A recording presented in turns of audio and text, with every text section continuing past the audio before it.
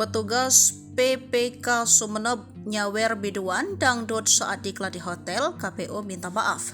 Sebuah video yang memperlihatkan sejumlah panitia pemilihan kecamatan di Kabupaten Sumeneb, Jawa Timur menyawer biduan dangdut viral di media sosial. Belakangan aksinya itu diketahui terjadi saat kegiatan bimbingan teknik atau diklat terpadu panitia pemilihan kecamatan dan panitia pemungutan suara yang digelar di KPU Sumeneb di salah satu hotel di Sumeneb. Benar di acara diklat KPU, tapi itu pasca penutupan acara di malam hari sekitar pukul 10 dan oleh pihak hotel hanya diberi waktu hingga jam 10:30.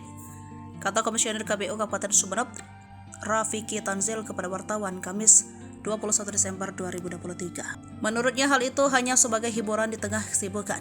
Rafiki menjelaskan aksi menyawer biduan dangdut yang dilakukan oleh sejumlah PPK itu dilakukan spontan. KPU Sumeneb lanjut dia meminta maaf secara kelembagaan jika aksi itu menimbulkan kegaduhan. Ketika menjadi viral dan membuat gaduh, secara kelembagaan hanya bisa minta maaf ketika ini dianggap sesuatu yang tidak wajar yang dilakukan oleh penyelenggara, tapi itu murni untuk hiburan tentunya.